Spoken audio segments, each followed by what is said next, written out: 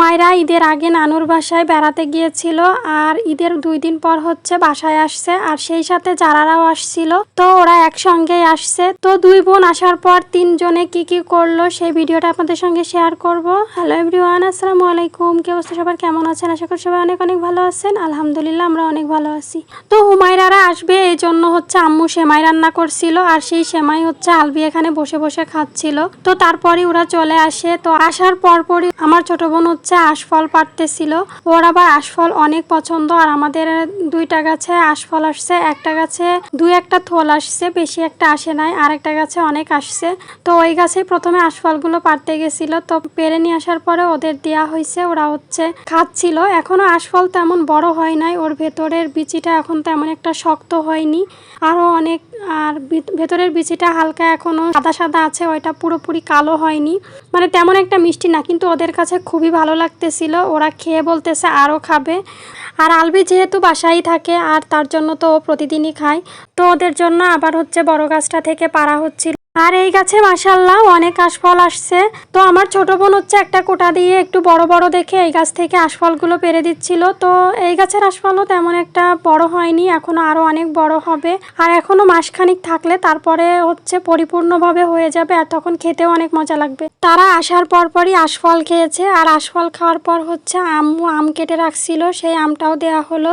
আর এদিকে আম্মু ওরা যেহেতু আসতেছিল তাই ওদের জন্য সেমাই রান্না করছে আর হচ্ছে গরুর গোশত রান্না করতেছিল।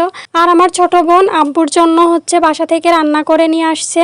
ও হচ্ছে পোলাও রান্না করছে, পিঠা বানাইছে আর হচ্ছে গরুর গোশত রান্না করে নিয়ে আসছে।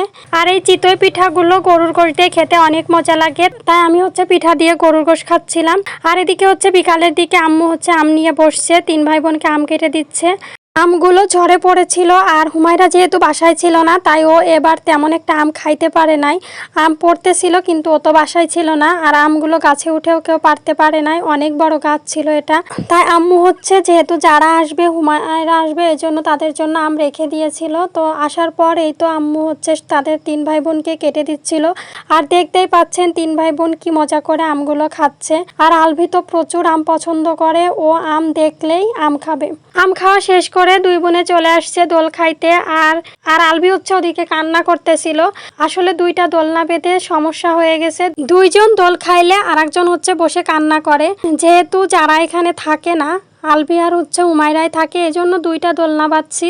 2টা দোলনা বেঁধে সত্যি সমস্যা হয়ে গেছে, যখনই যারা আসে তখনই হচ্ছে 3 ভাই বোনের মধ্যে কান্নাকাটি বেঁধে যায়। 3 জনই দোল খেতে চায়, কিন্তু 3 জন তো একসঙ্গে আর দোল খাইতে পারবে না। তো তারপর হচ্ছে আলবিকে আলবিটা দেওয়া হয়েছে আর হুমায়রা আর যারা 2 জনকে বলছি তোমরা হচ্ছে ভাগ করে খাও, তুমি 20 বার দোল খাবা আর তোমার আপি 20 বার দোল খাবে, এভাবে হচ্ছে তোমরা দোল খাবা। তো তারপর হচ্ছে 3 ভাই বোন এভাবেই মিলেমিশে খেলা করছে। আসলে 3 ভাই বোন যখন একসঙ্গে হয় তখন তারা অনেক মজা করে। কখনো দেখা যায় 3 ভাই বোন একসঙ্গে খেলা করতেছে আবার কান্নাকাটি করতেছে, আসলে ভাই বোনের সম্পর্কগুলো এরকম হয়। তো আজকের মতো এ পর্যন্তই, দেখা হবে পরবর্তী কোনো ভিডিওতে। সে পর্যন্ত সবাই ভালো থাকবেন, সুস্থ থাকবেন, আর আমাদের এই ভিডিওটা কেমন লাগলো সবাই কমেন্টে জানাবেন। আল্লাহ হাফেজ, আসসালামু আলাইকুম।